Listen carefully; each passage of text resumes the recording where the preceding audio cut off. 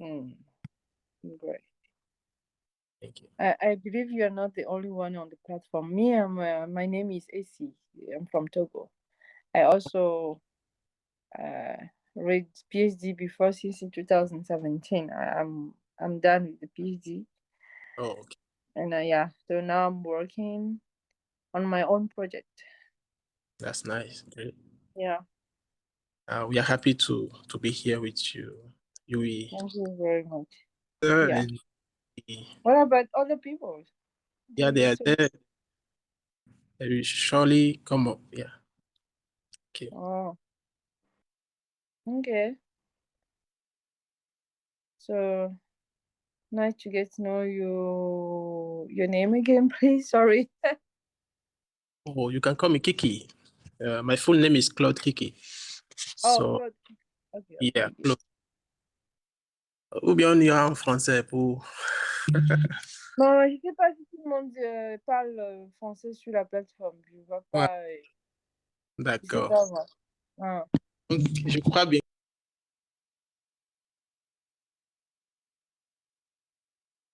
yeah.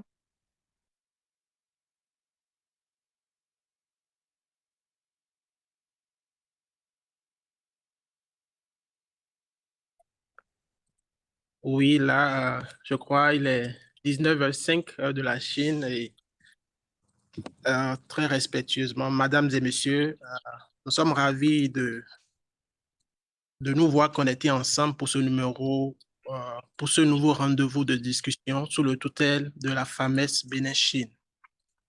Mais cette fois-ci sous le thème entrepreneuriat et le monde des affaires en Chine.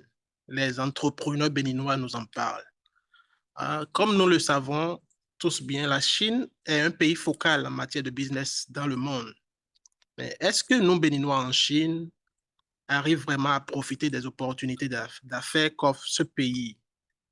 Quelles sont les stratégies à adopter pour être bénéficiaire de ces avantages? Et quelles sont les lois basiques à savoir pour éviter d'embargo dans une expérience d'affaires en Chine? Voilà quelques questions que nos orateurs compétents, entrepreneurs, vont essayer d'y répondre. Mais avant d'aller sur le vif du sujet, nous invitons très respectueusement le président de la fameuse Bénin pour une allocation de vertu. Président, merci d'être là avec nous. S'il vous plaît, vous avez le micro.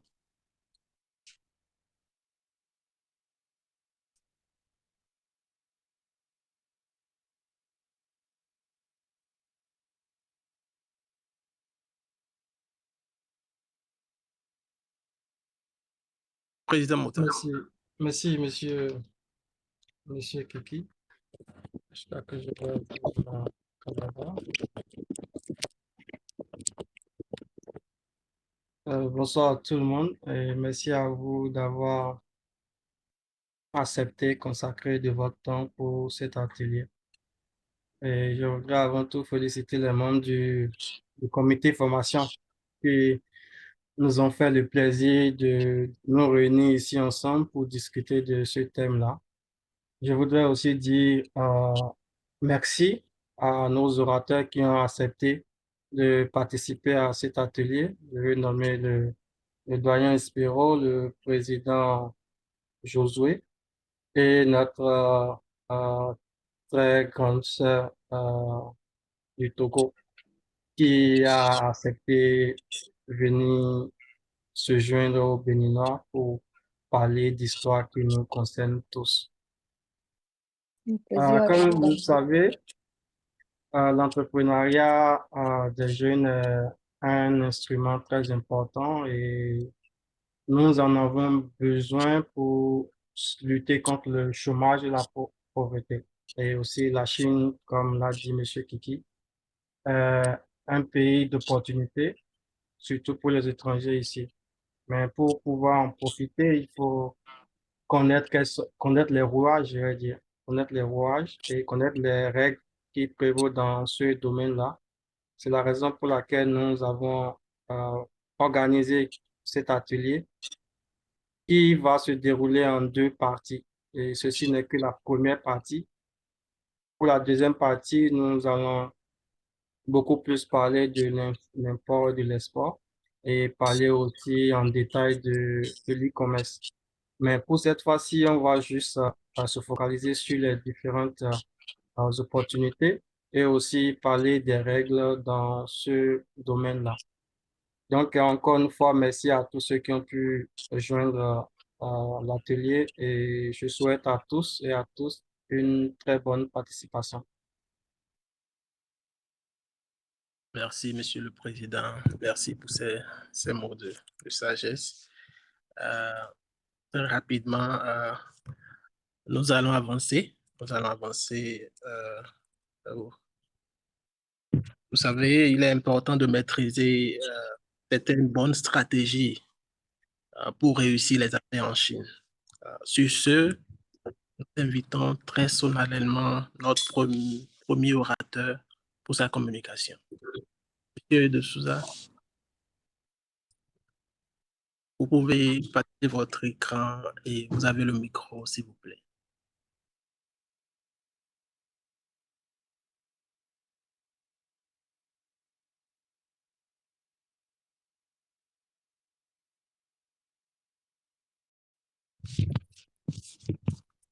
Oui, allô? Vous me recevez? Allô?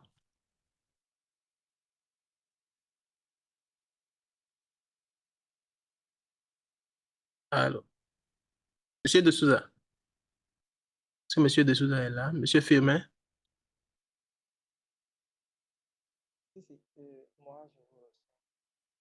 D'accord. Je crois que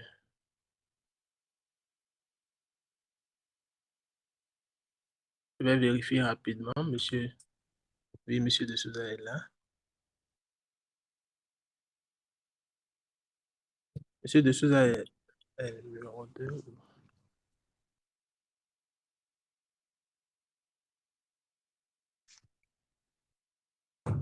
Voilà, en attendant,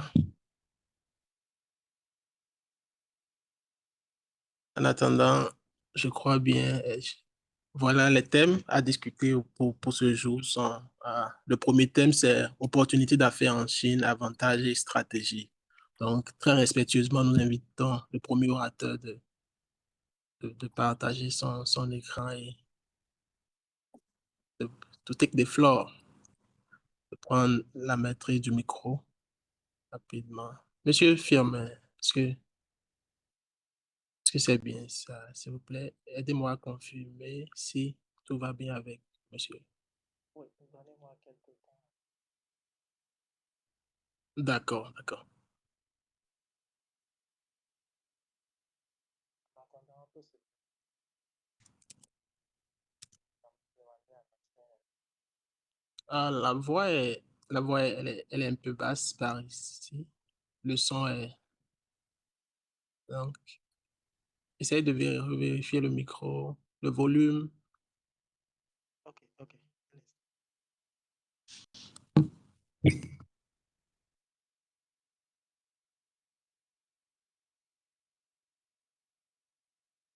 D'accord.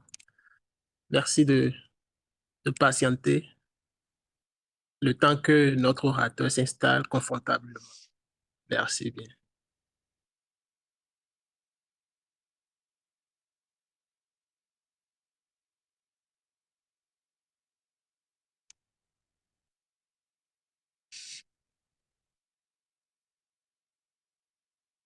Oui,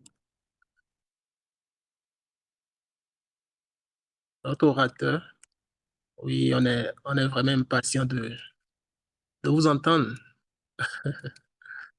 Merci de nous joindre. Merci de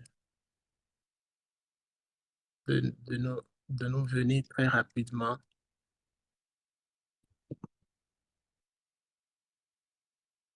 Mais il n'est pas obligé de... De partager. Hein? Ah, mais oui, il est obligé de partager l'écran. Oui, il est obligé de partager l'écran comme ça. Pourra nous donner le maximum de lui. Ouais. C'est tout ce qu'il a pour nous.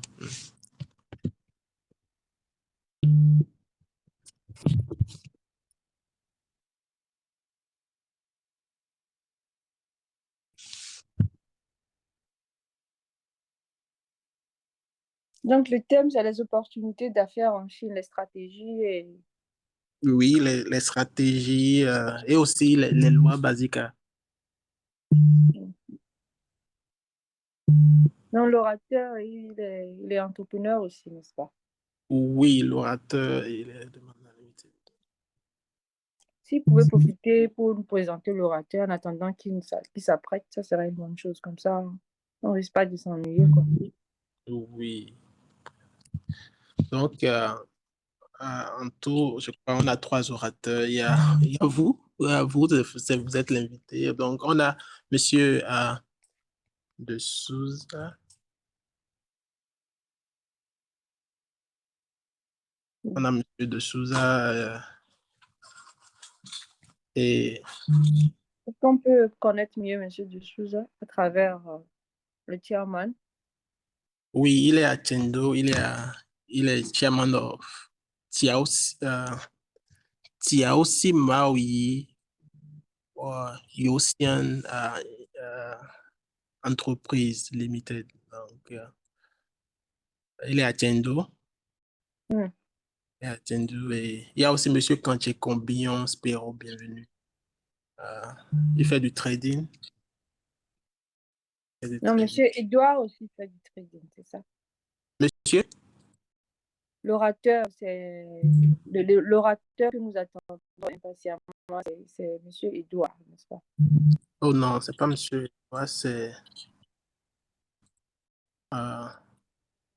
c'est Monsieur De Souza normalement, mais s'il n'est pas prêt, on pourra passer au second Monsieur Spero. Je pense que vous êtes en train de faire un truc là. Et je pense que c'est Monsieur Espérant qui doit présenter la première partie et Monsieur De Souza va présenter le- les règles et autres. Ou Oh, bien, je pense que c'est cela. Ouais.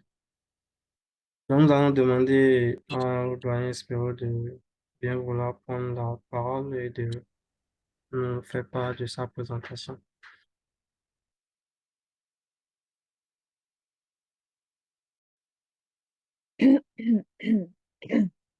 Monsieur Spero.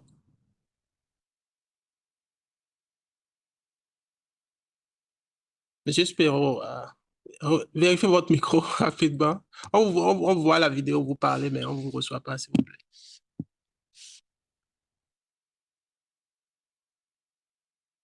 Mais est-ce que vous le recevez? Moi, je ne le reçois pas.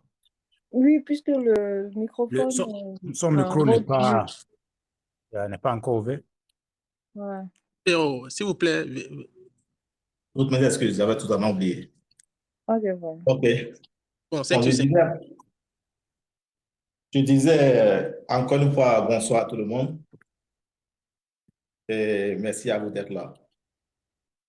Pour commencer, d'abord, je dis je suis Lyon Spero, bienvenue Kanchekon, directeur général de Fontine Spero Trading Company. Je me présente dans de l'import-export et aussi du sourcing et autres. Bon, maintenant, aujourd'hui, j'ai l'honneur de présenter le thème opportunité d'affaires en Chine, avantages et stratégies. Et comme je l'ai dit, moi, de mon côté, je ne suis pas un gourou du domaine, personne n'est un gourou. Ça sera un rendez-vous de donner et de recevoir. Je partagerai mon expérience et ce que je connais du milieu des affaires ici en Chine. Et en même temps, je recevrai des autres orateurs aussi de l'assistance, ce que eux ils aussi, ils connaissent de ce domaine-là ici en Chine. Ce sera ainsi. Maintenant, aujourd'hui, mon speech, comment dit-on, va s'articuler autour de 3 points principaux. Le premier point, je ferai un petit briefing du milieu des affaires, du climat, de l'environnement des affaires ici en Chine. Et deuxièmement, je brosserai tant soit peu ce que nous appelons les opportunités ici et aussi parler des avantages et après ça, parler des stratégies pour pouvoir s'imposer, bien survivre sur ce marché qui est vraiment concurrentiel. Bon. Et ceci disant, je vais commencer parce que, en parlant de la Chine, comme M. Kiki l'a dit, personne ne dira qu'il ne sait pas quel est le poids de la Chine aujourd'hui dans le commerce international ou dans l'économie mondiale. C'est pratiquement le premier, même si on dit que c'est le deuxième des choses-là économiques. On sait que pratiquement la Chine est quasiment le premier poumon économique du monde actuellement. Et quel est cet environnement qui permet à la Chine d'avoir cette position? C'est surtout sa stabilité politique, économique et sociale qui perdure depuis environ 30 ans.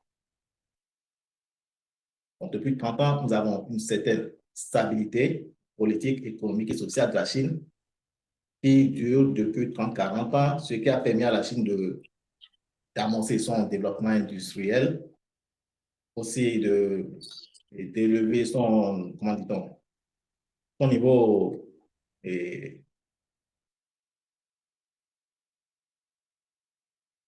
le domaine de l'éducation, je veux dire, promouvoir et former les compétences dont il a besoin pour son développement. Il y a ça. Nous avons. Et qu'est-ce que ce facteur-là de stabilité politique, économique et sociale a de bon pour nous entrepreneurs extérieurs? C'est que ça rassure plutôt l'entrepreneur étranger que nous sommes à pouvoir faire des projections sur de long terme. Tu veux t'installer en Chine pour faire du business et autres là, tu n'as pas à craindre que tu commences aujourd'hui et pas un coup de baguette magique, tout change et que tu es obligé de, bon, changement de régime et tout bascule, tu es obligé de fermer baraque et tout ça là et de quitter. Non. Les bâtiments stables, l'économie est stable, la politique est stable et la société est aussi stable. Il y a la sécurité, il y a ça sur ce plan. Aussi, la Chine est un grand marché à l'interne.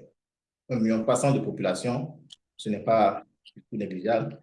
Et aussi, actuellement, la Chine est le premier importateur du monde et en même temps le premier exportateur du monde. Ce qui fait de lui vraiment un poumon essentiel et un terrain fertile pour les opportunités. Premier importateur et en même temps premier exportateur. Premier importateur, ce qui voudrait dire qu'ils sont de très grands consommateurs. Premier exportateur, ce qui voudrait dire qu'ils ont besoin d'importer beaucoup de biens et de services, de matières premières et autres pour pouvoir faire tourner leur industrie et tout ça et aussi des produits déjà finis, manufacturés aussi, ils en ont aussi besoin. Tout ça là, ça constitue des opportunités que nous, étrangers, nous pouvons saisir et nous installer pour entreprendre ici sur le territoire chinois. Et troisième chose, ces derniers temps, on va le constater, le pouvoir d'achat, l'augmentation du pouvoir d'achat des Chinois. Le pouvoir d'achat des Chinois est en hausse. Ce qui voudrait dire qu'il y a plus de richesses et plus d'opportunités aussi à s'en manger. Et aussi, les différentes lois de la Chine actuellement favorisent l'installation de l'étranger ici en Chine pour son business, pour son projet. Par exemple, l'instauration de visa entrepreneurs, ce qui n'était pas d'actualité avant, et aussi d'autres accompagnements qui suivent ça. Donc, c'est un peu, en résumé, le climat entrepreneurial et des affaires ici en Chine qui favorisent l'installation de nous, étrangers, ici sur le territoire chinois. Et aussi, bon, je dirais aussi un autre avantage pour nous. Nous sommes des Africains. L'Afrique, c'est aussi une grande population avec beaucoup de matières premières et tout ça. La Chine, c'est un grand consommateur avec beaucoup de... La Chine, c'est aussi un grand consommateur et aussi un grand exportateur. L'Afrique exporte beaucoup et importe. La Chine exporte beaucoup et aussi importe beaucoup. L'Afrique a besoin d'importer tout ce dont il a besoin et de sortir ses matières premières. Donc, ça, c'est en bref, on aura à parler de ça vers la fin. Et savoir comment faire pour pouvoir parler à cet état de choses. Maintenant, en parlant des avantages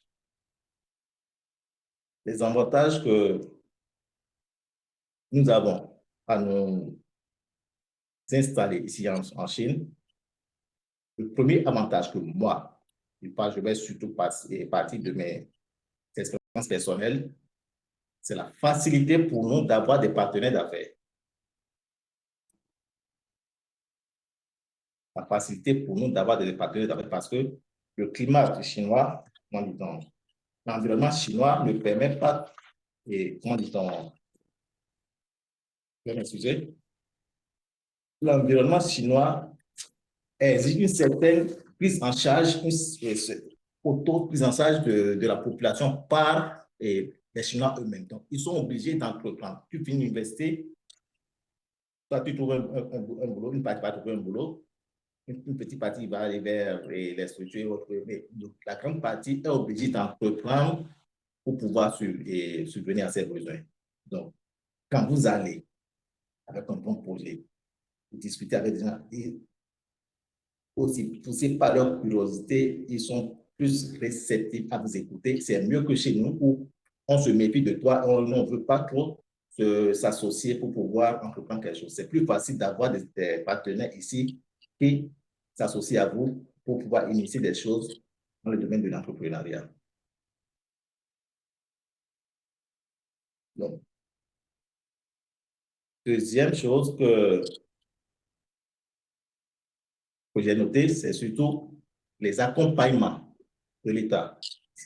L'État accompagne ces sociétés, l'État accompagne les structures qui sont installées sur son territoire, comme des taxes, impôts, et ça, mais c'est des accompagnements diffèrent, surtout des villes, et bon, parfois des villes, ou aussi de l'endroit où vous êtes installé. Si vous êtes dans des régions, je prends par exemple, vous êtes une structure installée dans une ville côtière, l'accompagnement que vous aurez n'est pas forcément la même que vous avez, n'est pas forcément la même qu'une structure qui est installée à l'intérieur de la Chine. Quelqu'un qui est installé à Guangzhou, l'accompagnement qu'il aura, ce n'est pas la même chose que quelqu'un qui est installé à Canton, qui est une ville intérieure, parce que les taxes et impôts sont relativement plus allégés pour les structures, surtout détenues par des capitaux étrangers, pour les structures qui sont installées à l'intérieur de la Chine. Et plus, vous aurez encore plus d'avantages si vous choisissez de vous installer dans une zone de free trade zone, sauf de libre-échange. Donc, en résumé, je reviens à la facilité de trouver des partenaires, des gens avec qui vous pouvez vous associer pour entreprendre facilement et qui sont prêts à vous accompagner dans tout. Mais il y a aussi l'accompagnement de l'État. Mais en parlant de partenaires aussi, il faut savoir chercher ses partenaires. Je vais revenir maintenant. Autre chose que j'ai noté comme avantage de s'installer ici en Chine, ici surtout, ce sont les mesures d'accompagnement en période de crise. L'État est prêt à vous accompagner si il y a des chocs économiques, par exemple, une crise économique à l'échelle internationale qui influence toute l'économie, l'État est prêt à accompagner les entreprises, surtout les petites entreprises, pour qu'ils ne mettent pas la clé sous le paillasson, en réduisant et si ce sont les taxes ou bien les impôts ou bien d'autres accompagnements. Et autre chose que beaucoup vont trouver peut-être chose là est banale, mais comment je prends surtout pour un avantage, c'est l'hyper-curiosité des Chinois vis-à-vis des produits étrangers. Le Chinois est très intéressé par ce qui vient de l'extérieur. Bon, l'étranger déjà les intéresse, ils sont hyper curieux à savoir où vous venez et tout ça là, mais quand c'est un produit quand c'est un produit étranger aussi, ça les intéresse beaucoup et ils vont tendance à vouloir mieux connaître votre produit et celui d'adapter politique marketing en la matière et adéquate à la matière et vous arrivez relativement plus facilement à le faire accepter votre produit. Bon, ça, c'est un peu en résumé les avantages que je trouve sur l'entrepreneuriat ici en Chine, pour nous, étrangers. Ça, c'est un peu le résumé et c'est sur ce plan, je suis beaucoup. Nous sommes ici, beaucoup ont déjà une idée de ça, mais le point de vue sur lequel j'insisterai le plus, ce sont les stratégies, parce que les avantages, on en a presque toute une idée et comment on dit, dans le plan des affaires ici en Chine, nous avons aussi nos idées dessus, mais les stratégies sont les plus importantes. Quelles stratégies adopter pour pouvoir rester sur le marché et prospérer.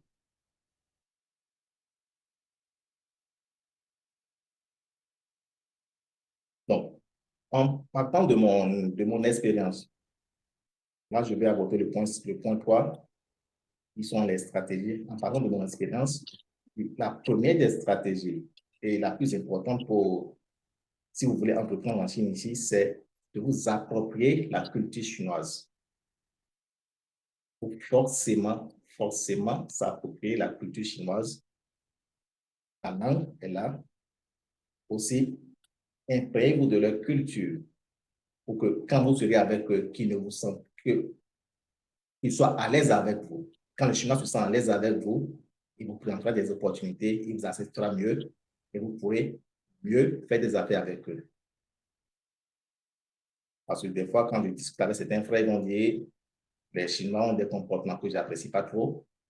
Donc, je n'aime pas m'associer aux Chinois. Je dis, quand me sort ce vocal, il y a deux conseils que je donne. Je dis, un, soit tu changes ta mentalité, ou soit tu ramasses tes clics et claques, et tu vas t'installer en Afrique. Parce que si tu ne t'imprègnes pas de la culture chinoise, si tu ne t'immerges pas dans leur culture, ce que tu entreprends ici, c'est l'échec assuré.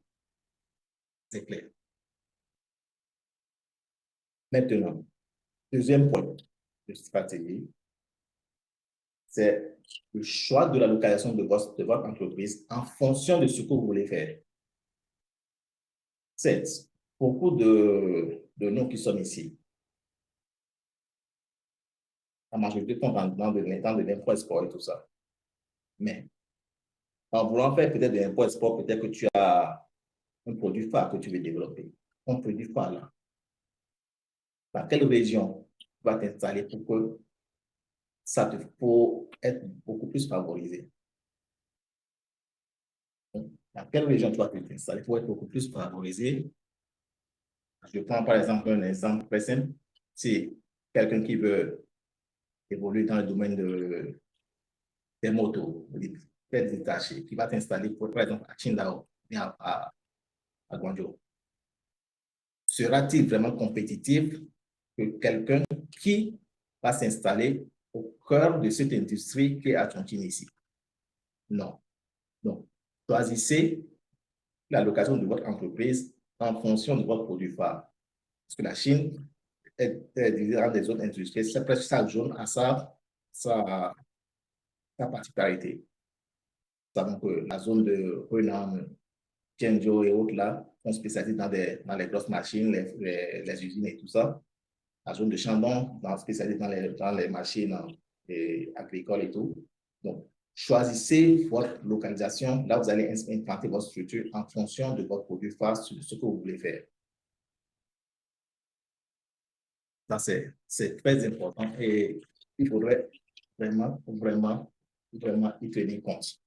Aussi, dans le choix de la localisation de votre entreprise, il faut aussi penser à être proche de ses partenaires parce que vous voulez entamer une entreprise, vous avez des partenaires chinois qui vont vous accompagner, tout ça là, mais vous essayez de trouver une localisation qui serait proche de ceux-là qui vont vous accompagner, votre fournisseur principal, tout ça là, en quelle localité il est.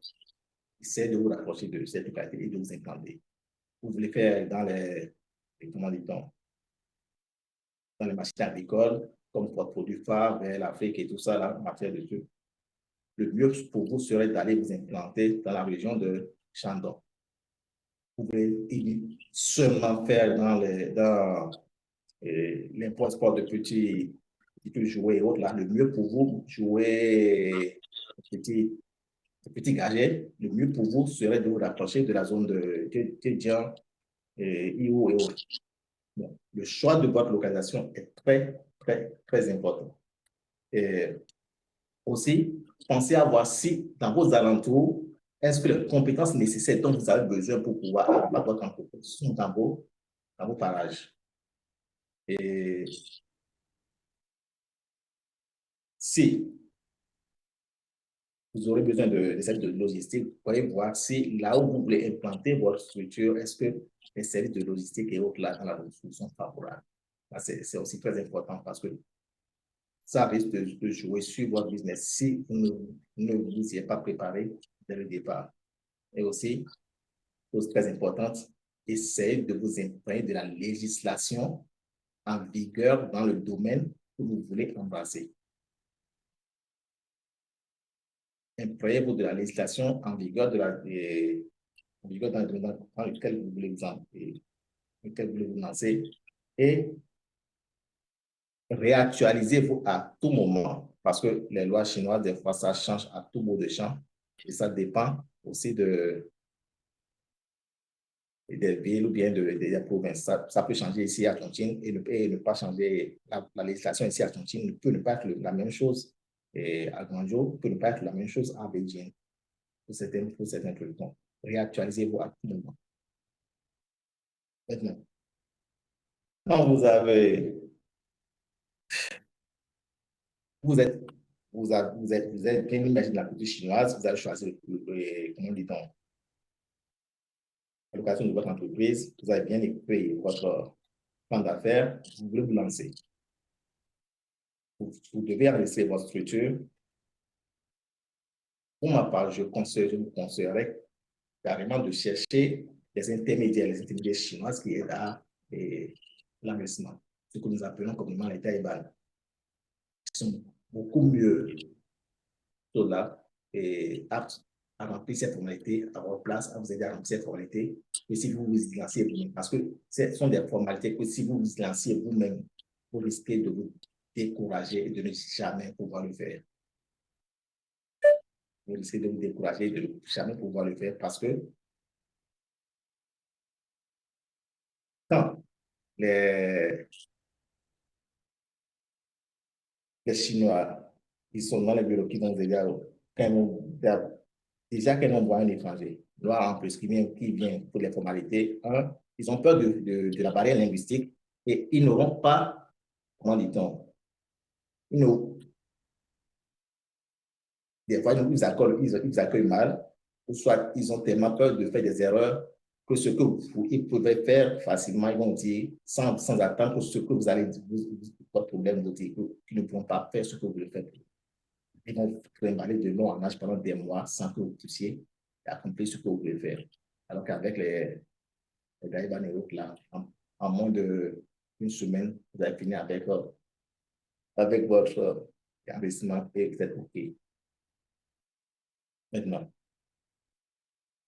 autre chose, si vous voulez rester pérenne dans ce domaine et tenir votre structure, essayez de faire enregistrer, de protéger vos labels. Enregistrer et protéger vos labels, c'est capital parce que quand vous protégez vos labels, les enregistrez, vos trademarks et autres, vous recevez des commandes, peut-être de l'extérieur, de grosses commandes, des petites commandes. Le mieux pour vous, si vous voulez toujours rester, c'est de mettre vos marques dessus, mettre vos labels dessus. Parce que si vous pensez seulement, vous importez seulement des marques chinoises, d'autres marques, une structure déjà enregistrée, vous envoyez tout le temps. Vous l'aidez comme ça à préparer le marché sur lequel vous êtes en train d'envoyer ces produits. Donc, je suppose que vous l'envoyez vers le Bénin, le Togo, une marque S, vous achetez régulièrement que vous envoyez. Quand il va trouver que le marché là-bas est fertile, quand il va vouloir vous l'arracher, c'est très facile. Donc, pour protéger votre marché et autres, c'est toujours mieux vos labels, vos trademarks et autres là, quand vous prenez des commandes et autres, et que la personne n'a pas une exigence sur la marque que vous devez lui livrer, prenez vos marques. D'accord, monsieur Spiro. Oui, oui. Aussi très, très attentivement, euh, avec notre temps un peu limité et d'aller un peu plus vite pour nous. Merci bien. Ok, d'accord, d'accord. D'accord, je vais finir ici. Bon, donne-moi 5 minutes alors. D'accord. Je dirais, essayez de toujours mettre vos marques sur les trucs que vous voulez faire sur la file ici. Et aussi, autre chose, restez très alerte et vigilant dans les négociations et dans les signatures de vos contrats. Parce que le chinois étant très rusé, peut très souvent mettre des petits coquilles pour pouvoir toujours tirer profit des contrats. Donc, revisitez les contrats, faites très alerte avec vos contrats et faites viser ça par un avocat s'il le faut. Maintenant, autre chose, si vous avez de nouveaux produits à faire introduire, je suppose que vous avez quelqu'un a un produit qui veut être inséré sur le marché chinois, surtout si pour étranger, vous tentez de le faire introduire sur le marché chinois, ça sera beaucoup plus difficile que si vous cherchez comment dit-on, des spécialistes du domaine du marketing chinois à qui vous confiez la tâche pour pouvoir vous aider à le faire introduire sur le marché. Et aussi, la dernière chose que je voudrais dire, nous sommes africains. L'Afrique actuelle est à l'étape de la Chine il y a 30 ans et autres. Donc, c'est le moment pour nous de faire des projections d'ici vers le Bénin, vers l'Afrique surtout, et penser déjà à petit installer des petites unités de production, des chaînes de production là-bas pour que les Chinois qui ont déjà un œil là-bas n'aillent pas aussi totalement encombrer ce terrain-là et nous arracher totalement ce marché qui, normalement, nous revient. Donc, pensons aussi à aller là-bas et essayons-nous là-bas pour ce terrain là-bas. Bon, j'avais aussi d'autres choses à dire, mais je vais même raccourcir un peu ce que j'avais à dire, aller un peu vite. Hein? Quand vous devez vous installer, choisissez la zone. Là, vous allez vous installer qui vous sera le plus profitable, si possible, des zones de free trade, des zones, free trade zone. Parce que vous aurez des avantages sur les taxes, les impôts et autres là, qui vous arrangeront beaucoup. Et aussi, essayez de vous immerger dans la culture chinoise et autres, et faites-vous des amis chinois avec qui vous allez surtout parler des affaires et autres. Merci à vous. Merci, M. Spiro. Très bien dit. Merci pour ces points clés. Dans un premier temps, vous nous avez parlé des avantages que constitue la Chine, c'est-à-dire premier importateur, premier exportateur, et vous nous avez aussi parlé des stratégies. Et parmi les points stratégiques que vous avez mentionnés, il y a un point que moi j'ai pioché, c'est-à-dire imprégnez-vous de la législation, du domaine d'action et du milieu dans lequel vous êtes. Donc, sur ce, comme transition, nous allons inviter très respectueusement M. de Souza pour nous parler de la législation en matière de business, en matière d'affaires en Chine. Donc, M. de Souza, s'il vous plaît, très rapidement, vous pouvez prendre le contrôle de la plateforme. Merci bien.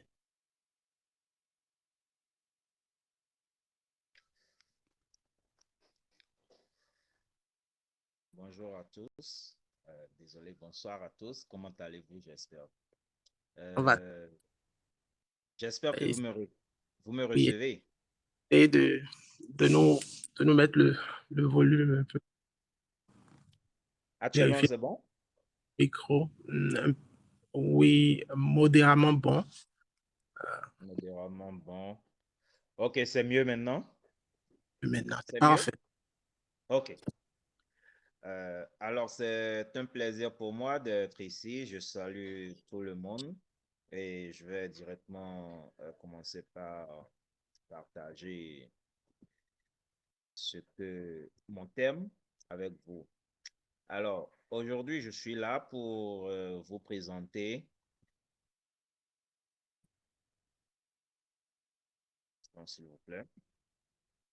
Voilà, je suis là pour vous présenter la juridiction. La juridiction en matière de business en Chine. Quand nous parlons de juridiction, en réalité, c'est quoi déjà? C'est l'ensemble des organes et des lois qui régissent ce secteur. Donc, nous avons la juridiction des affaires qui vous sera présentée en première partie et le processus de la création. Donc, nous irons sur la juridiction des affaires. Lorsque nous parlons de la juridiction des affaires, il y a d'abord le pouvoir central. Le pouvoir central, c'est-à-dire le gouvernement qui contrôle toute la Chine. C'est eux qui donnent pouvoir maintenant aux différents autres secteurs. Donc, nous avons maintenant du pouvoir central, nous irons au côté provincial. Du côté provincial, nous allons tomber sur les villes, puis les localités et même, en termes un peu plus simples, les quartiers. Donc, nous avons la commission d'État. La commission d'État, en réalité, c'est un récapitulatif du pouvoir central qui donne un pouvoir direct. C'est le ministère des Affaires, le ministère du Commerce qui donne son pouvoir à la Chambre du commerce et d'industrie. C'est un peu comme au Bénin, en réalité, un peu comme au Bénin légèrement lorsque nous arrêtons là d'abord. Donc, ce pouvoir est là pour pouvoir contrôler en finalité tout ce qui se passe. Parce que en Chine, en réalité, les entreprises sont complètement scindées en différentes catégories. Nous avons la catégorie des entreprises que les étrangers peuvent avoir. Nous avons la catégorie des Chinois, des locaux, et nous avons la catégorie encore de ceux qui sont en fonction pour le gouvernement. Donc, ce sont des entreprises privées étatiques. Donc, ce qui nous concerne ici, c'est plutôt le secteur des entreprises étrangères. Quand je parle d'entreprises étrangères, c'est-à-dire le secteur d'une entreprise créée par un étranger qui est propriétaire à partir de 25%. En réalité, à partir de 25% jusqu'à 100%, cette entreprise a une connotation étrangère. Donc, c'est dans la catégorie étrangère lorsque vous avez ce stake. Nous avons maintenant la Chambre du commerce et d'industrie. La Chambre du commerce et d'industrie, nous l'avons au plan national, c'est-à-dire au niveau du pouvoir central toujours, puis maintenant au niveau provincial et des villes.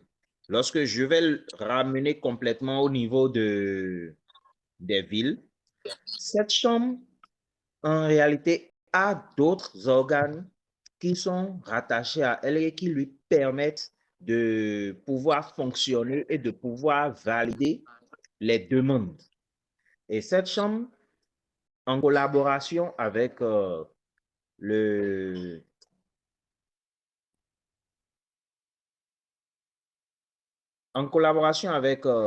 fisc et ceux chargés des lois, chaque jour presque travaillent pour toujours améliorer le secteur des affaires en Chine et pour les étrangers. Et avouons quand même que ils mettent des avantages. Ils mettent des avantages. Et nous allons voir ça au niveau de la création. Puis maintenant, nous avons l'autorité d'enregistrement des compagnies. L'autorité d'enregistrement des compagnies, en réalité, c'est au niveau des villes. Et c'est là où vous allez pour déposer vos dossiers et ils vont vous faire remplir des documents légaux. Des documents légaux, excusez-moi. Et de ces documents-là, maintenant, on saura si vous êtes habilité à pouvoir avoir une entreprise en Chine ou pas. Ça ne passe pas. OK. Donc, la structure, nous avons le gouvernement central, la Chambre du commerce et d'industrie provinciale, la Chambre du commerce et d'industrie par ville, le Bureau des affaires commerciales et industrielles, le détachement principal. Et au niveau du détachement principal, c'est-à-dire le détachement principal, c'est au niveau de la ville. Sous-détachement, c'est au niveau des zones.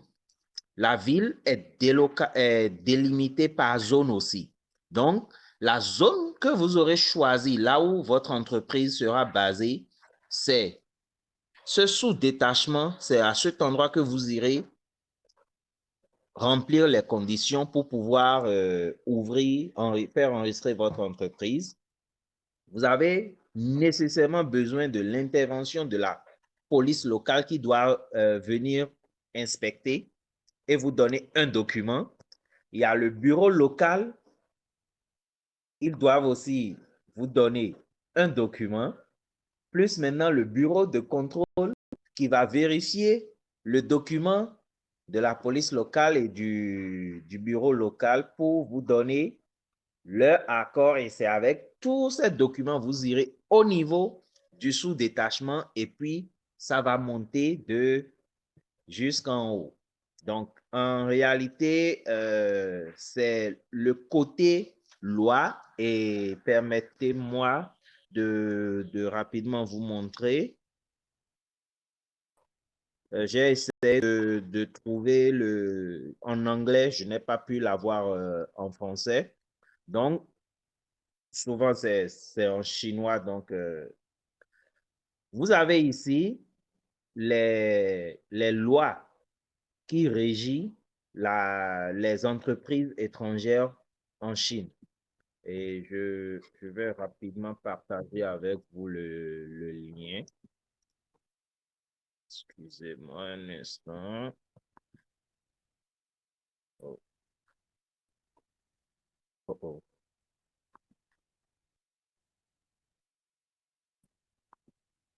Oui, Excusez-moi. prenez votre temps.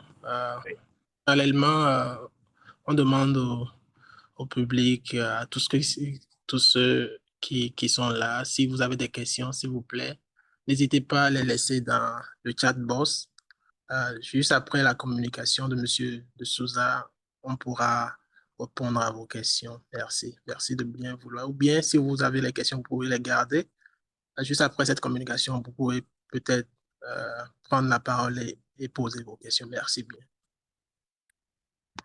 Est-ce que vous arrivez à voir la page que j'ai ouverte? La page, non. On a vu le lien. OK. Le lien.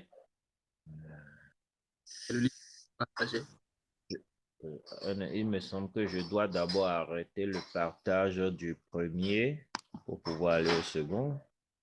Je crois bien. New share.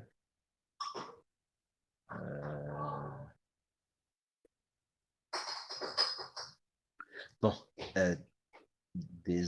Ouais, voilà. Je pense que c'est bien ça. Donc, vous pouvez observer, il y a au niveau de ces lois, c'est chapitre par chapitre avec des articles et cela vous donne en réalité tout ce que vous pouvez savoir, de manière légale. Mais pour vous faire un résumé,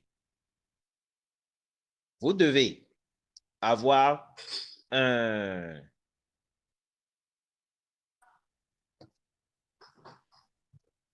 une attestation de la banque qui montre qu'en réalité, vous avez les fonds que vous voulez prendre pour votre capital. Et vous avez besoin de cela. Vous avez besoin d'un criminal record. Vous avez besoin de la traduction de votre passeport, la page où il y a votre nom. Et vous avez également besoin d'un visa en cours de validité, naturellement. Donc, c'est avec ces documents, plus des documents, que vous irez, que si vous choisissez, par exemple, d'utiliser une agence ou si vous-même, vous pouvez le faire, ça prend du temps et c'est pas facile quand même. Donc, ça dépend de vous. Lorsque vous prenez tous ces documents-là, vous allez les remplir et vous allez pouvoir déposer. Maintenant, quand nous parlons de la juridiction, quel est l'avantage en réalité au niveau des entreprises étrangères? Jusqu'à un passé récent et dans des villes qui, à la recherche de toujours grandir, il y a l'exemption à la taxe d'importation. Il y a l'exemption à la taxe d'importation. Il y a le soutien de ce gouvernement qui vous donne des locaux pendant une durée donnée, gratuitement. Il y a le retour sur la taxe d'exportation. En plus de cela, vous allez pouvoir être inscrit en fonction de combien vous payez comme taxe. Vous allez pouvoir être inscrit dans une base de données catégorie par catégorie. Et pourquoi ce côté taxe, quand je parle de ça, je mets ça dans la loi, est très importante, c'est parce que lorsque vous partez, si par exemple vous êtes vous êtes employé dans votre entreprise ou vous employez des étrangers, la taxe, le montant de la taxe mensuelle que vous payez est très important pour pouvoir obtenir d'abord les documents de travail, mieux par rapport à la considération que vous aurez dans cette localité-là et aussi lorsque vous faites les affaires, la façon dont vous pouvez avoir un accès facile. Donc, c'est une chaîne. C'est une chaîne au fait. Mais je vais vous inviter à vraiment lire à tête reposée en réalité ce lien que je vous ai envoyé. Pourquoi? Parce que c'est vraiment intéressant et il y a beaucoup de choses. Il y a beaucoup de choses à l'intérieur que vous allez pouvoir prendre. Je vais continuer avec ma présentation sur... Ok, désolé. Donc, ici, nous allons parler maintenant du processus de création de l'entreprise. Et en grand 1, nous avons les préliminaires. Les idées. Les idées, la création, ce que vous avez envie de faire. Il y a le choix du nom, l'activité, combien vous voulez investir, donc votre capital social, la région. Il y a monsieur, mon prédécesseur qui a eu à souligner cela tout à l'heure, la région là où vous voulez mettre votre entreprise, l'adresse la faisabilité, puis la conclusion. La conclusion, c'est-à-dire quoi? Oui, je continue. Non, je ne continue pas. Donc, ce sont les préliminaires. Ça, c'est un travail personnel par rapport à celui ou celle qui a envie de créer son entreprise. Maintenant, le processus proprement dit de création d'entreprise. Nous avons le choix de l'agence d'aide pour l'enregistrement.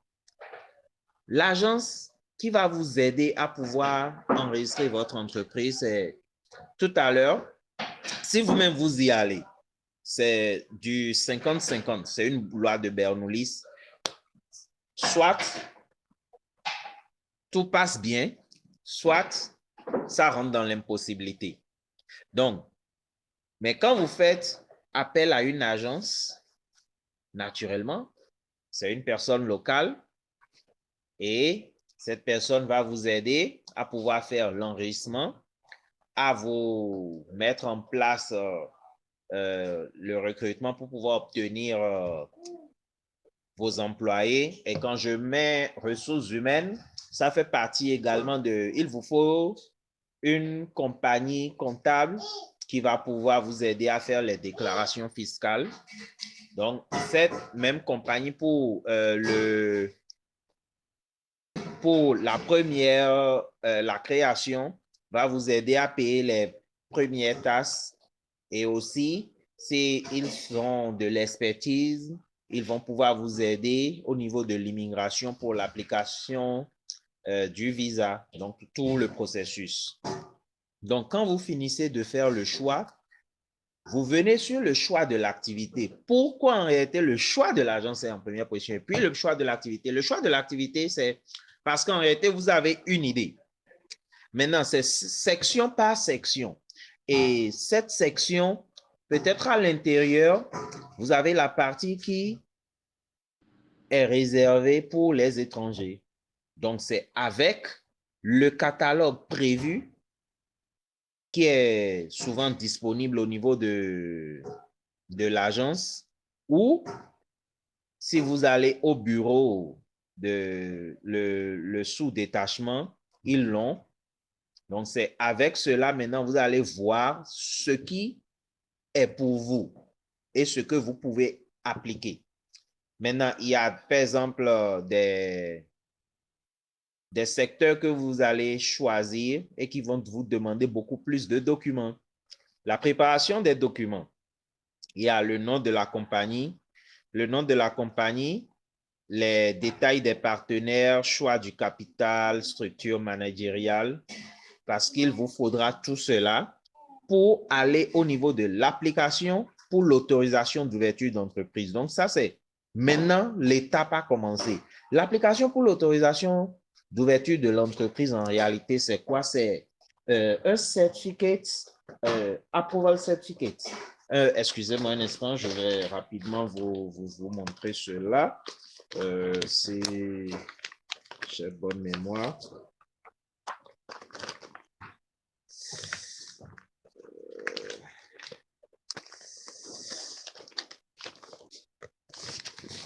Voilà, j'ai une copie ici. Donc, en réalité, vous pouvez lire, vous voyez, c'est le certificat qui vient approuver la création de votre entreprise. Donc, sur ce certificat, il y aura quoi? Il y aura le nom de votre entreprise, le nom en chinois et le nom que vous aurez choisi, soit en anglais ou en français ou de la langue qui vous plaît. Donc, lorsque vous finissez cela, ils vont vous donner cette autorisation. Et c'est là maintenant, vous irez au niveau de l'obtention de la licence d'exploitation. Donc, en fonction du choix de votre activité, vous avez directement la licence qui va venir ou vous devrez avoir maintenant un autre document spécial au niveau du ministère du Commerce et ça dépend, il y a plusieurs organes aussi qui interviennent parce qu'il y a certains domaines qui sont toujours ouverts pour les étrangers, mais qui ont besoin d'une autorisation formelle. Sinon, en réalité, lorsque vous obtenez votre licence, voici à quoi, bon, ça c'est une copie, voici à quoi la licence ressemble. Et donc, là maintenant, vous êtes devenu propriétaire légalement d'une entreprise puisque vous l'avez enregistré. Et vous devez maintenant aller enregistrer cette entreprise au niveau du PSB, c'est-à-dire le bureau public des étrangers. Pourquoi? Parce que c'est là-bas maintenant, eux, ils vont voir, oui, cette entreprise, c'est une entreprise étrangère et elle remplit les conditions pour pouvoir employer un ou plusieurs étrangers. Donc, il y a le montant de votre capital qui est très important. Le montant, plus il est élevé, plus cela vous donne des chances. Et je vous ai souligné le point sur le paiement des taxes. Le paiement des taxes est déterminé en fonction de votre revenu mensuel. Le revenu mensuel au fait de l'entreprise, pas de votre salaire. Le revenu mensuel de l'entreprise, les bénéfices en réalité. Donc, plus vous payez de taxes, plus l'entreprise est respectée et ça vous facilite l'accès au niveau du PSB. Donc, lorsque vous enregistrez, pour le moment, c'est avant d'obtenir le visa, tout ça, donc vous faites l'enregistrement. Il y a l'ouverture du compte. Pour le compte, nous avons le compte en yuan, le compte renminbi. Ça, c'est pour tout ce qui concerne les affaires domestiques. Maintenant, le compte de devises étrangères. Pourquoi j'ai mis devises étrangères? C'est parce qu'en réalité, si vous demandez un compte dollar, ce n'est que le dollar qui peut aller là-dessus. Ce n'est pas, par exemple, vous aurez un compte dollar et puis vous pouvez faire venir de l'euro ou bien d'autres devises. Non. Donc, chaque devise qu'ils acceptent ici, avec les entreprises, chaque compte correspond à une devise donnée. Donc, mis à part cela, maintenant, vous avez l'enregistrement fiscal. L'enregistrement fiscal, c'est au niveau des impôts. Donc, et vous allez faire une déclaration et là-bas, ça va aussi vous faire payer déjà un premier montant de taxes. Il y a également, si votre propriétaire ne paye pas les taxes sur ce que vous lui versez chaque fin du mois, c'est-à-dire les frais de location de son emplacement.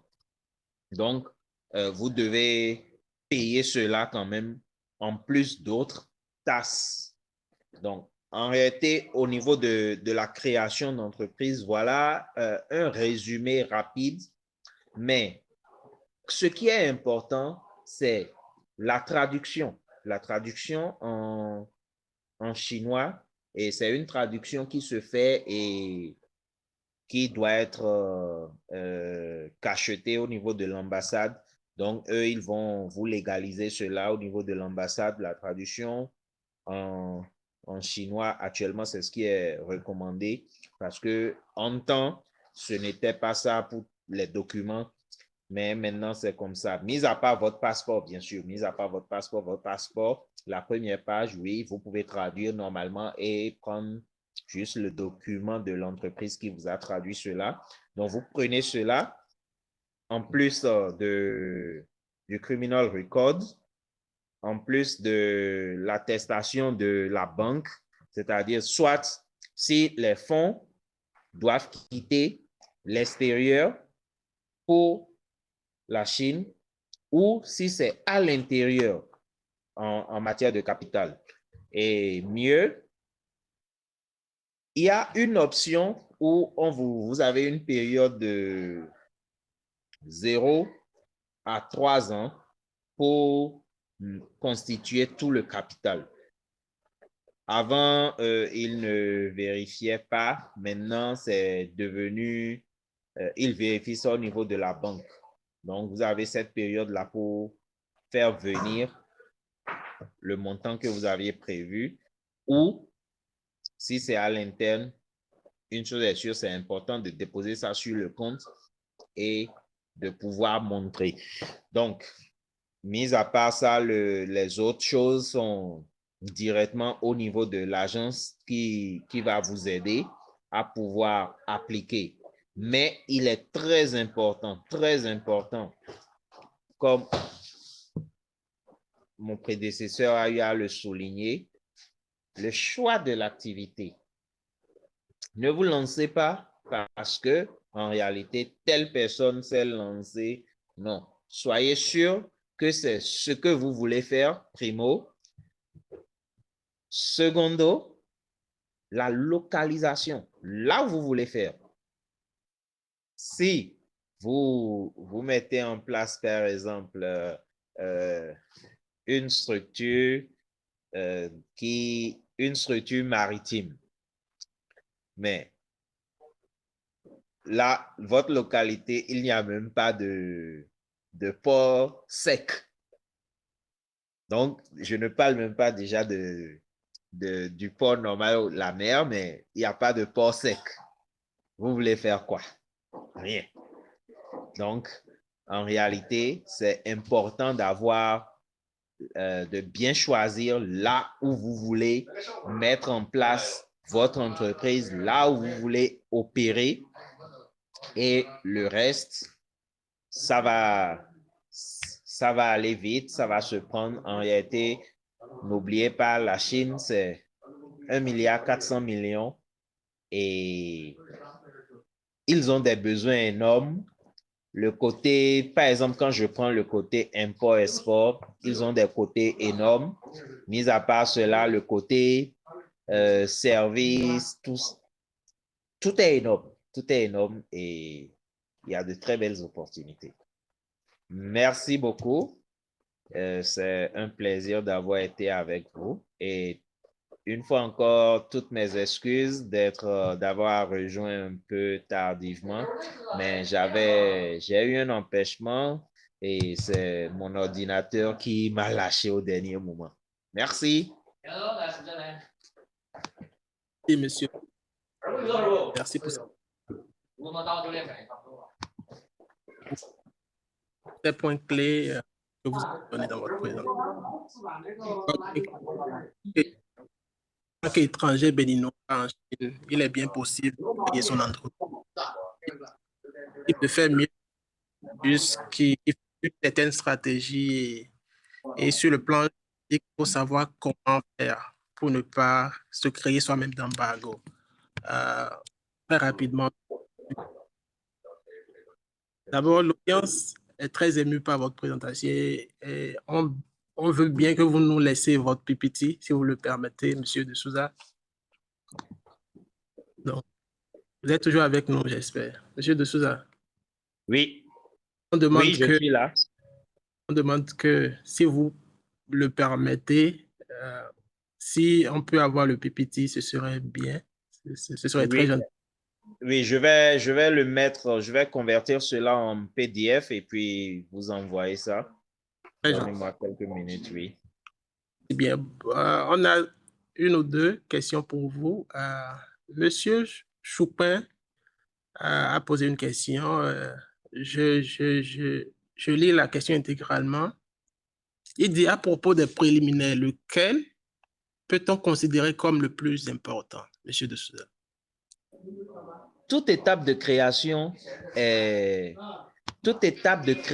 d'entreprise en Chine, il n'y a pas d'étape que vous allez dire, cette étape est plus importante que l'autre. Non, c'est une succession. Vous allez voir qu'en réalité, je l'ai mis. Un instant, excusez-moi. Je dois ouvrir le document. Je vais rapidement partager une fois encore avec vous et vous allez voir.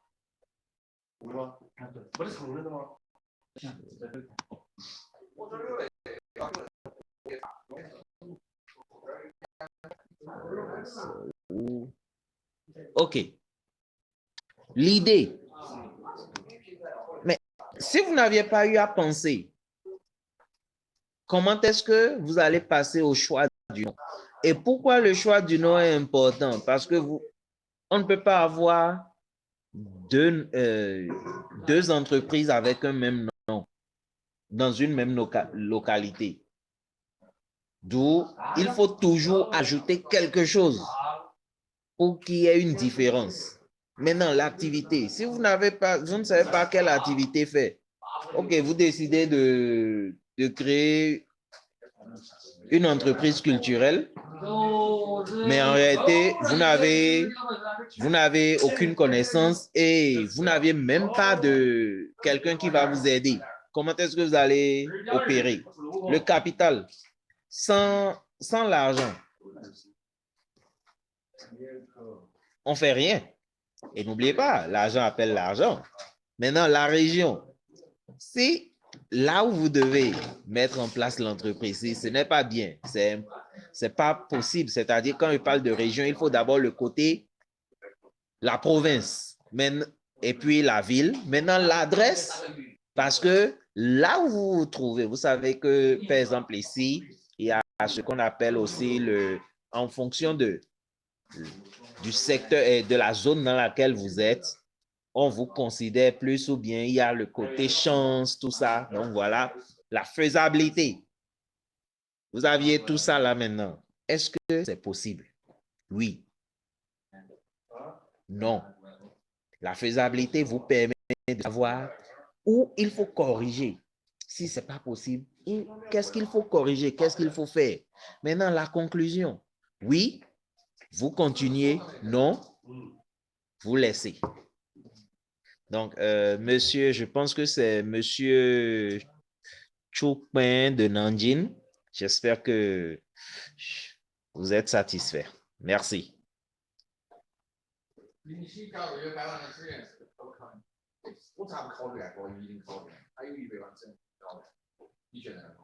Et maintenant, je vais directement répondre aussi à monsieur Abdul. Monsieur Abdul, avoir une entreprise en Chine ne vous donne pas directement le droit de visa de résident. Non. Comme je vous l'ai dit, c'est pour cela que vous faites l'enregistrement au niveau du PSB qui va se charger de pouvoir valider d'abord votre demande. Puis après cela, maintenant, va voir si on peut vous donner, si vous êtes qualifié. Parce que pour avoir le visa de travail en réalité, il faut avoir au minimum 2 ans d'expérience dans le secteur dans lequel vous voulez travailler. Il faut avoir l'expérience là. Et il y a aussi d'autres documents. Donc, c'est tout cela qu'il faut prendre. Ah, excusez-moi. Il faut que ces 2 ans d'expérience, si vous présentez par exemple un bachelor, il faut que les 2 ans d'expérience soient après la date de l'obtention du bachelor. Si c'est un master, après la date d'obtention du master ou un PhD, c'est toujours après la date d'obtention du diplôme. Donc, voilà un peu. Donc, une entreprise ne vous donne pas directement le droit d'avoir un visa de résident. Même pas le préliminaire. Vous n'allez même pas passer le préliminaire peut-être lorsque vous partez au niveau du PSB. Ils ont 2 bureaux. Il y a le bureau d'abord qui va faire valider votre demande que vous aviez eu à enregistrer dans leur système. Donc, peut-être eux, ils vont déjà invalider. Merci.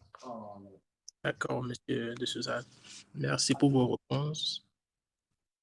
Bon, il y a une question ici. Monsieur Terry veut savoir le capital qu'il faut un minimum pour créer une entreprise. Parce que vous avez une réponse à cette question. Le capital pour l'entreprise, cela dépend du secteur dans lequel vous voulez opérer. Lorsque vous prenez, par exemple, le côté de la cuisine et autres, les restaurants ou bien juste un petit café, entre 50 et 100 000. Vous pouvez l'avoir, mais ça, c'est souvent dans les petites villes. Et il faut être vraiment proche du gouvernement local pour pouvoir obtenir les documents. Sinon, ce que je vais vous recommander, c'est d'aller avec un minimum de 300 000, entre 300 et 500 000. 300 et 500 000 pour enregistrer.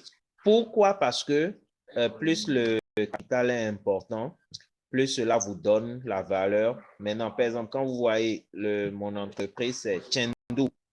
Bon, moi, dans le temps, j'ai créé mon entreprise en 2014 et je suis allé avec un capital de 200 000. Plus tard, avant la crise, bon, j'ai voulu augmenter parce que je voulais m'associer avec d'autres personnes et j'ai voulu augmenter à 1 million et pour pouvoir avoir la dénomination de Sichuan.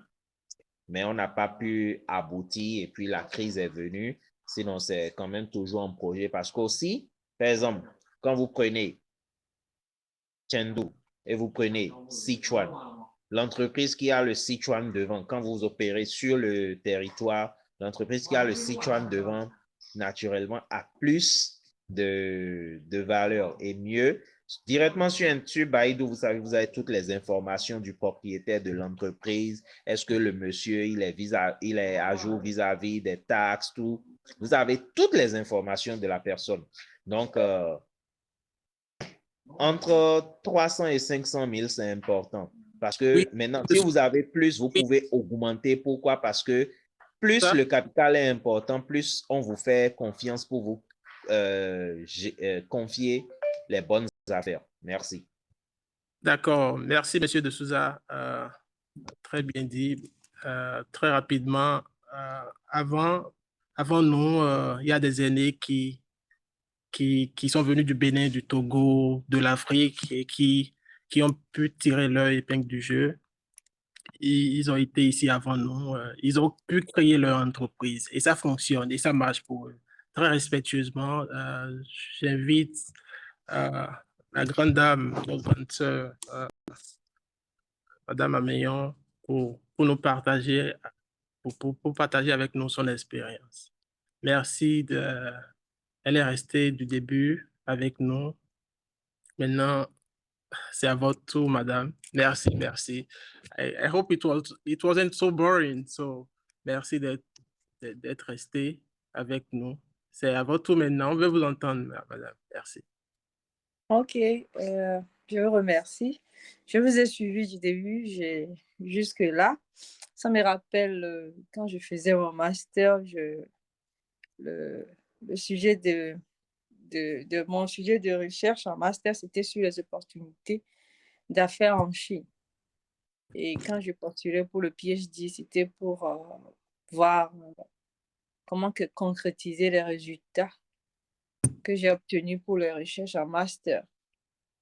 Et là, maintenant, j'ai suivi, là, nous avons parlé des opportunités, la législation, et puis maintenant, c'est la concrétisation, c'est-à-dire que vous avez déjà enregistré la société, et maintenant, il faut faire fonctionner la société. Et c'est là le grand travail. Parce que l'enregistrement de la société, et quand j'ai enregistré ma société aussi en 2014, c'était beaucoup plus facile. Il n'y avait pas trop de protocoles. Mais de nos jours, il y a beaucoup de protocoles pour enregistrer sa société. Maintenant, une fois que la société est enregistrée, il faut la mettre en marche, il faut que la société produise, il faut des revenus, il faut embaucher les gens, il faut améliorer les services et tout. Et donc, je profite pour pour partager mes expériences avec vous. Je suis toujours dans l'entrepreneuriat. Donc, ma société, je ne sais pas si vous avez entendu parler de ça. Ça s'appelle Shanghai Gani. Je l'ai enregistré à Shanghai. Et Gani, voilà, je vais essayer de partager l'écran avec vous. Je vais voir un peu sur WeChat si... Ok.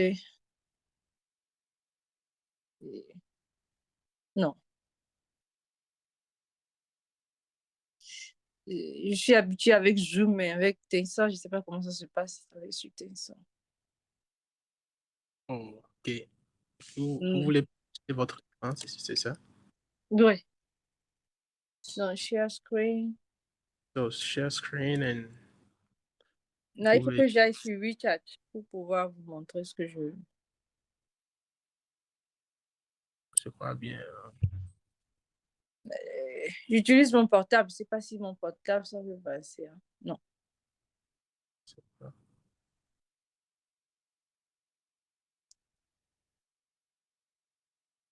Non. Sinon, on peut aller directement sur mon...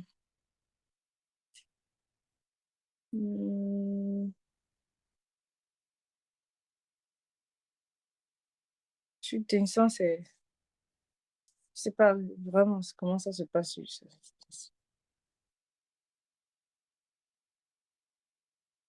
Bon, OK. ferait mieux d'aller directement parce que avec le portable, ça serait un peu difficile sur tes centres. Ah oui, parce que j'ai pas l'application Tencent sur mon ordinateur. Je l'ai seulement sur mon portable. Donc, je suis obligée de... OK, désolé. Alors, peut-être, je vais partager le lien du site Internet avec vous. Et ensemble, on va aller visiter le site Internet.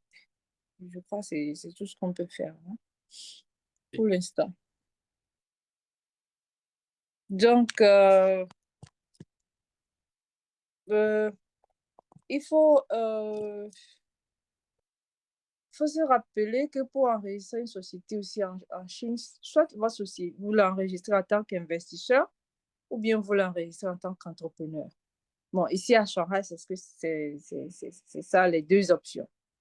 Donc, l'option la plus facile, c'est enregistrer sa société en tant qu'entrepreneur. Et là, et après, vous cherchez des investisseurs. Mais quand vous enregistrez votre société en tant qu'investisseur, là, ça devient très compliqué. Ça devient très compliqué parce que vous devez être à la hauteur de payer des tâches, vous devez démontrer que vous êtes vraiment un investisseur. Vous devez mettre beaucoup d'argent là-dedans. Mais quand vous enregistrez votre société en tant qu'entrepreneur, et vous n'avez pas besoin de beaucoup de capital. Et votre capital peut être un peu réduit, les taxes aussi et tout, le gouvernement local ne vous dérange pas parce qu'on sait que vous êtes entrepreneur, vous n'êtes pas un investisseur. Donc, pour obtenir le visa avec les papiers de votre société enregistrée en tant qu'entrepreneur, c'est beaucoup plus facile. On ne risque pas de vous rejeter. Donc, cette information est très importante parce que beaucoup ne le savent pas et quand ils vont enregistrer leur société, ils enregistrent la société comme étant un investisseur et après, vous ne pouvez pas obtenir le visa. Bon, donc, Shanghai Gani, je l'ai fait, à l'époque, j'étais toujours seule à le faire à l'époque parce que j'étais étudiante et je faisais aussi mes recherches. Donc, c'était une plateforme que je faisais, une plateforme de service où vous pouvez facilement retrouver des investisseurs, des sponsors, des acheteurs. Oui, c'est ça. Et des partenaires. Donc, le site, je ne sais pas si au moins je peux partager le site Shanghai Gan ici, si je peux vous inviter pour aller visiter ensemble le site Internet. Je ne sais pas si au moins cette option est possible. Comme ça, vous allez voir le fonctionnement, ce que nous faisons exactement et tout. Non, juste pour vous dire que l'entreprise est à sa phase d'exécution. Sa phase d'exécution. Donc, je me cantonne beaucoup plus sur le côté organisationnel. C'est-à-dire, en toute chose, il faut être vraiment organisé. Quand vous n'êtes pas organisé, discipliné, c'est difficile d'atteindre le résultat. Donc, j'ai compris cela un peu tôt et pour être vraiment organisé, voilà, c'est ça. Merci beaucoup. C'est ça. Donc, Voilà, donc nous pouvons aller.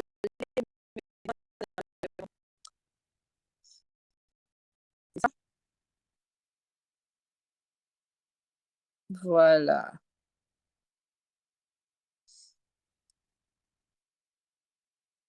Ça, nous pouvons aller maintenant dans le membership parce que c'est ça qui, ça c'est le site, oui. On peut y aller dans l'option membership. Voilà. Donc, quand vous venez, chaque semaine, nous recevons voilà, le membership, merci. Chaque semaine, nous recevons des messages des gens qui veulent bénéficier de nos services.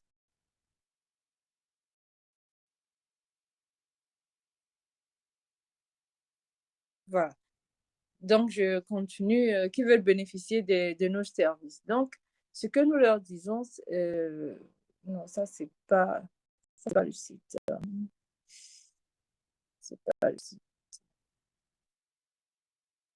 Si vous pouvez aller dans le membership, vous allez constater qu'il y a les différentes catégories de membership. Il y a le VIP, il y a le Gold, il y a le Platinum. Donc, juste pour éviter de perdre le temps avec les gens, parce que tout le temps, les gens te contactent pour te dire, s'il te plaît, est-ce que tu peux nous aider à avoir le prix pour ce produit et tout, et tu es là à perdre tout ton temps, toute la journée, toute la semaine, voire tout le mois, sur un projet qui ne va jamais se réaliser. Donc, pour éviter ça, nous avons mis en place un système de membership qui est commun à tout le monde.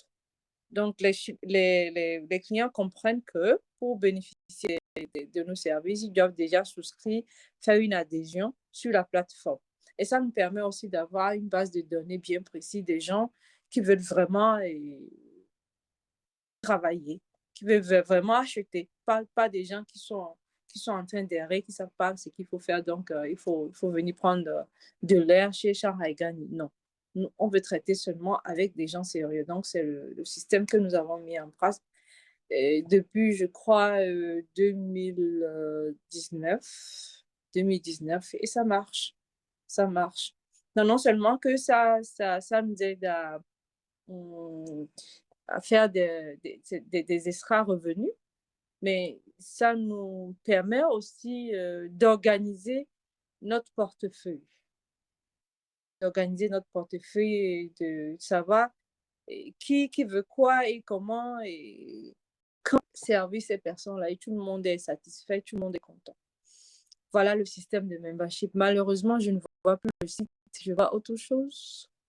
Si le Monsieur host, Firmin. oui, si le chargé peut retourner sur le site. Nous allons faire une petite présentation du site. Vous pouvez faire précédent pour voir si le site va venir. Oui. La flèche. Point gauche. C'est bien ça? Non, pas vraiment. Donc, Est-ce que le lien est correct? Et le lien, on ne voit plus Shanghai Gare. Donc, essayez d'aller de faire oh, précédent. ok. Vous étiez sur le lien.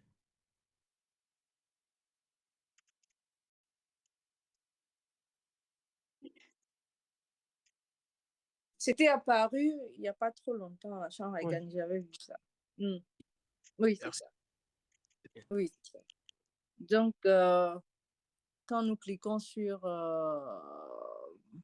les menus membership, je ne sais pas si vous avez vu le menu membership, voilà. Donc, le VIP member. Vous pouvez cliquer sur le VIP, on va voir comment ça fonctionne. Là, nous sommes en train de parler du fonctionnement d'une entreprise. Hein. Exemple sur Shanghai Gani, voilà. Donc, le VIP, donc l'abonnement, c'est sur une année. C'est sur une année. Et quels sont les bénéfices, les avantages? Les avantages, quand vous souscrivez sur, vous choisissez l'option VIP. Donc, l'option VIP vous permet de bénéficier non seulement de nos services, export, mais aussi, vous pouvez aussi importer vos produits vers la Chine. Donc, et pour cela, nous avons fait aussi, nous sommes en train de développer actuellement une plateforme de e-commerce. Une plateforme de e-commerce que nous appelons Usine Chine Afrique. Mais bon, pardon, sorry. Le nom sera changé avec le temps. Juste, nous l'utilisons pour nous occuper du marché francophone, d'abord en Afrique. Donc, pour les Africains qui veulent importer leurs produits vers la Chine. Voilà. Donc, quand vous souscrivez, vous choisissez l'option VIP automatiquement. Vous avez votre espace sur la plateforme de e-commerce. C'est gratuit. C'est gratuit. C'est ça. Donc, quand vous pouvez le lire là à votre loisir, vous allez mieux comprendre les bénéfices à souscrire à nos services VIP. Ouais, donc, et là, du coup, pour s'inscrire, c'est en bas ici, Register here. Juste pour vous montrer que quand vous finissez d'enregistrer votre société, il vous faut maintenant exécuter le projet que vous avez. Donc, l'exécution du projet, car exemple pris sur Shanghai Gani, voilà ce que nous sommes en train de faire jusqu'à présent. Et nous continuons d'avancer parce que c'est un grand projet. Le projet de Shanghai Gani, c'est un grand projet. Nous l'avons.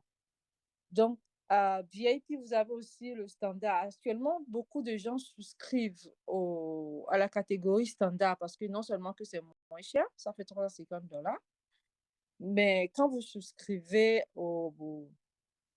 à la catégorie VIP, on peut aller j'ai dit VIP standard. Si vous pouvez nous aider à aller dans la sortie de VIP pour aller dans le standard. Oui, VIP et membership. Vous pouvez aller dans membership, oui. Oui, voilà, le standard. Donc, qu'est-ce que le standard offre comme avantage? Bon, vous pouvez le lire ici. Je ne vais pas le lire pour vous ennuyer. À votre loisir, vous pouvez lire ce que le standard offre comme membership. Mais avec le standard, qu'est-ce que nous faisons? Quand vous souscrivez au standard, vous pouvez, sur une année, c'est valide sur une année, vous pouvez aussi demander une facture pro forma. Une facture pro forma et on vous sort des factures pro forma bien professionnelles avec des prix à l'usine. Vous voyez. Donc, c'est ce que ça permet d'avoir et ça permet de mettre tout le monde en confiance. Et celui qui travaille est le souscripteur. Voilà. Donc, ça fonctionne aussi. Ça a été mis en place depuis 2019 et n'eût été Covid, on avancerait encore beaucoup plus rapidement.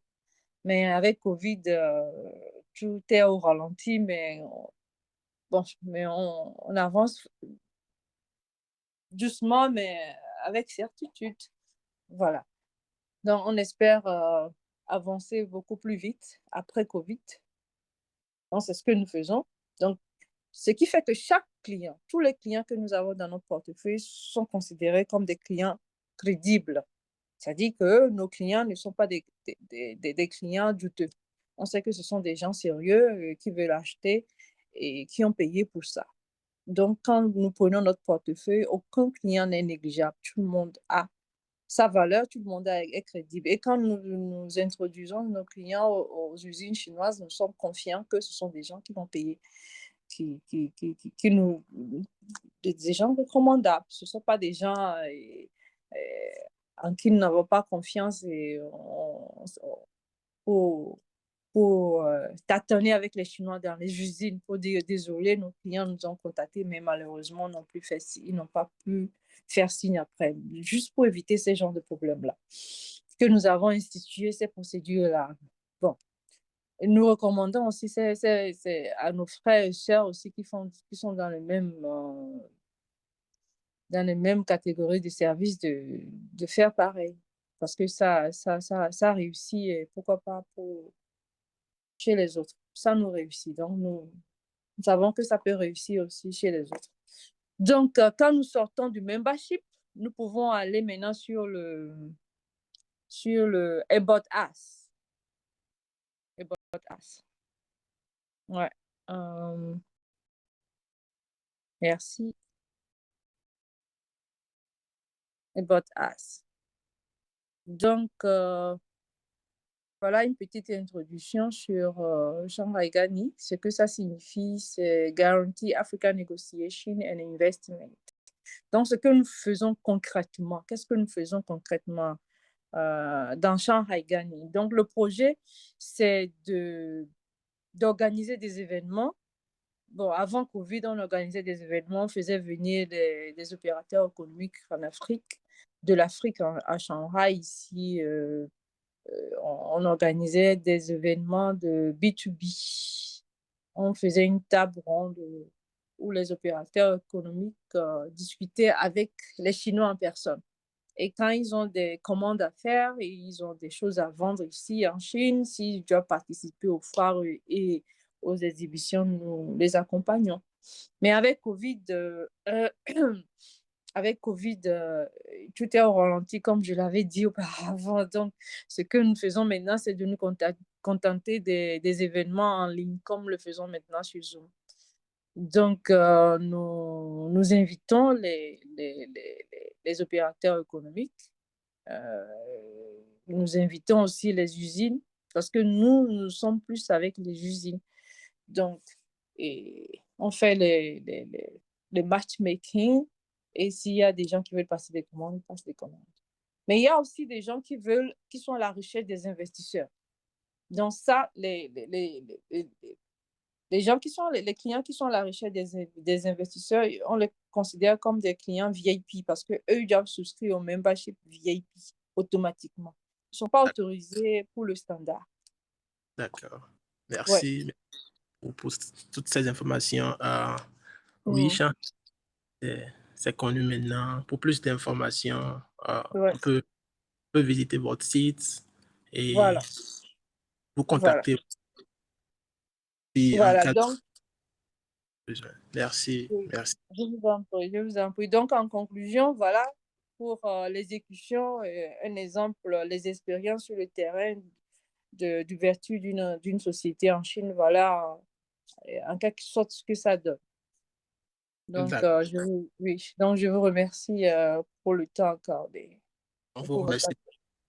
Merci d'être depuis 19 heures avec nous. Merci pour la patience. Oui, on ne peut pas partir sans répondre on a laissé une question dans le bon chat. Monsieur Spero, vous êtes toujours avec nous? Allô, Monsieur Spero, vous êtes là? Oui, Monsieur Guy, je suis là.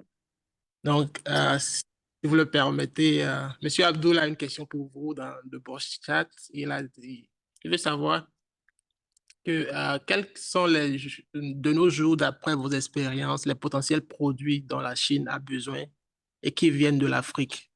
Il veut juste quelques exemples d'après votre expérience, M. Spero. Merci de nous donner quelques par rapport à cette question. Merci. D'après mon expérience personnelle, parce que ce par quoi moi j'ai commencé surtout, c'est les produits agricoles. Donc, je suis plus, moi, dans l'importation de ces produits agricoles, le soja, le cajou, décortiqué, le sésame et autres, de l'Afrique vers la Chine, aussi vers d'autres pays de l'Asie. Donc, l'Asie et la Chine, surtout de l'Afrique, et encore, nous avons le plus facile d'accès, c'est surtout les produits tropicaux, soja, sésame, arachide et le cajou.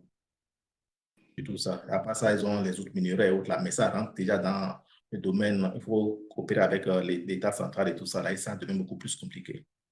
Dans les produits tropicaux, ça va. D'accord, merci bien, merci bien. Je crois bien, on avait prévu 1h30 pour cette assise. Voilà, on est en train de prendre un peu de votre temps. Toutes nos excuses. Monsieur Kiki, je voudrais apporter une petite précision. Je vous dis très rapidement. Oui, très rapidement. Pour les structures qui viennent juste de s'enregistrer et autres, là, importer des produits tropicaux et autres là, de l'Afrique vers la Chine, ça sera très compliqué, très, très compliqué. Et le processus est un peu harassant et tout ça. Donc, pour pouvoir le faire, il faut très souvent avoir accès à des structures et il faut signer un contrat de partenariat avec une structure intermédiaire qui peut peut-être vous aider à importer la marchandise au port de la Chine et pour récupérer votre produit sur le territoire chinois que vous livrez à votre client. Donc, vous avez votre client, vous signez un contrat avec lui et vous allez signer, vous acceptez perdre un peu, vous signez un contrat d'intermédiaire avec une structure capable de faire entrer le produit facilement sur le territoire chinois qui vous aide à importer ça et vous récupérez votre produit sur le territoire chinois et vous livrez à votre client. D'accord. Donc, Donc, merci à vous.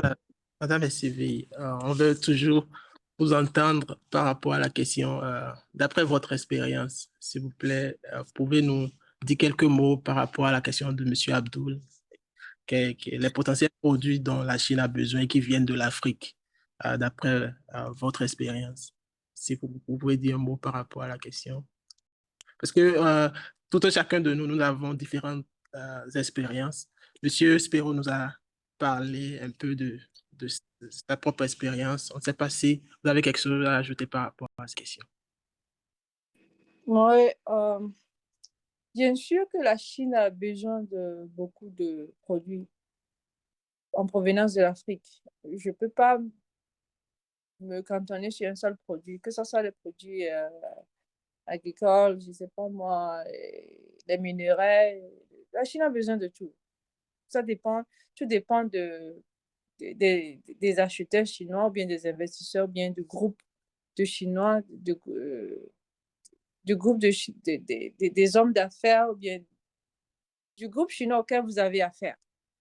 Donc, moi, souvent, les gens, les types de Chinois à qui j'ai affaire, ils ont souvent besoin des produits comme Monsieur Stéréo, je sais pas, oui, des produits agricoles et tout ça. Mais minerais, tout, ils en ont besoin de tout, quoi. Donc, c'est à nous de nous organiser. À mon niveau, j'ai pas encore, je me suis pas encore bien organisée pour les satisfaire. Parce qu'il faut une chaîne bien organisée pour les satisfaire. Comme mon collègue vient de le dire, là, il faut faire le transfert à un Chinois pour livrer. Non, il faut que nous, les Africains, nous soyons organisés nous-mêmes pour le faire nous-mêmes, de l'achat jusqu'à la livraison. Mais bon, tant que moi, je ne suis pas encore organisée, je ne me donne pas garant, je ne me pointe pas garant pour les satisfaire pour l'instant. Mais ils ont besoin de tout. Ils ont besoin de tout, surtout les produits agricoles. D'accord, d'accord. Merci d'être là. Merci d'être Oui, toujours. je suis un peu, M. Kiki. Oui, oui. Oui. Un point sur l'interaction de nos soeurs, là. Quand je dis signer un contrat d'intermédiaire avec un Chinois, ça ne voudrait pas dire que les Chinois contrôlent la chaîne depuis l'Afrique. Non. La marchandise de l'Afrique et autres, la chaîne, c'est dans notre main. Nous avons aussi une structure en Afrique là-bas qui est dans le domaine de l'exportation de ces produits tropicaux. Donc maintenant, quand vous n'avez pas les relations adéquates au niveau des ports de la Chine et autres là, pour faire rentrer les produits tropicaux, ils vous posent tous les problèmes de ce monde. Ce qui fait que c'est toujours mieux, quand vous n'avez pas encore ces relations-là, de vous associer peut-être. Et très souvent, il faut chercher des structures d'État qui vont dans le commerce et autres là, et signer un contrat de partenariat avec eux, intermédiaire, pour qu'eux autres vous aident à rentrer le produit jusqu'au port de la Chine. Et quand c'est une structure d'État, sinon et autres là, ça passe aussi les formalités et arriver sur le territoire chinois, vous récupérez avec votre structure de la Chine ici pour livrer votre client. Donc, il vous sert seulement d'intermédiaire pour rentrer la monnaie sur le territoire chinois. D'accord, d'accord. Merci pour cette précision. Donc, très rapidement, est-ce que vous pouvez nous donner une idée sur les produits vestimentaires en Chine? Je crois que c'est la dernière question qu'on peut recevoir pour aujourd'hui. Monsieur Spero. Oui, concernant les produits vestimentaire et autres. Ça, c'est carrément de la Chine vers l'Afrique. Exactement. Carrément de la Chine vers l'Afrique. Et j'avoue, c'est un secteur qui marche beaucoup actuellement. Mais si personnellement, je vais donner, comment dit-on, un conseil dans ce domaine, si j'allais aborder dans cette catégorie de business, j'irais plus vers l'habillement des enfants, des bébés et autres. Là, j'irais plus vers là. Ça, c'est mon point de vue personnel. Parce que l'enfant grandit vite, et il a besoin de s'habiller tout le long de sa croissance. Donc, le marché là est beaucoup plus grand que si vous vous cantonnez seulement sur l'habillement pour les personnes adultes. Peut-être ils vont s'habiller, mais l'habillement, les vestimentaires pour les enfants et autres là, le marché là est beaucoup plus grand que si vous cantonnez seulement sur les personnes adultes. Ça, c'est mon point de vue. D'accord. Merci, Monsieur Spero. Merci, Dame Améran. Merci, Monsieur de Souza. Vous nous avez vraiment enrichi ce jour. Merci d'être resté, tout le public, l'audience. Merci d'être resté avec nous depuis 19 heures. Être en Chine est bien. La Chine est opportune pour les affaires, mais connaître les rouages et aussi comment s'y prendre, c'est mieux. Donc, nous remercions la FAMES pour cette organisation et j'espère que nous avons appris et nous avons pu garder quelque chose de ce projet. Je crois bien, on ne va pas aller au-delà de cette heure-là. Je vous prie de prendre le rendez-vous pour la prochaine émission, pour la prochaine édition. Elle sera annoncée sur le groupe WeChat ou Ding Dong de la FAMES. Donc, merci là. Et aussi pour la partie 2, on aura parlé de l'import-export, du e-commerce. Donc, ne ratez surtout pas la partie 2 de cette communication. Elle sera aussi très intéressante. Merci bien. Là, le PPT, Monsieur de Souza, s'il vous plaît. J'espère que vous avez pu convertir le PPT en PDF. Et vous pouvez nous balancer ça aussi, ce serait bien. Merci bien. Donc, on va En devoir... réalité, est-il possible que je balance ça sur notre groupe FAMES? Parce que actuellement, parce que je suis au dehors et l'ordinateur que j'utilise, je n'ai pas, sur cet ordinateur-là, je ne peux pas convertir au fait. D'accord, monsieur de Souza, c'est entendu. Ça marche, on va espérer. Donc, merci d'être resté. Le rendez-vous est pris pour la deuxième partie de cette communication sur le e-commerce, sur les idées, comment faire le importation exportation de la Chine vers l'Afrique et aussi vers le Bénin. Donc là, tout le monde descend. C'est la fin de cette communication. Merci d'être resté avec nous. Le rendez-vous est pris pour la prochaine édition. Merci bien. Bye bye. Je vous en prie, merci, bye. Ciao, Et ciao. merci.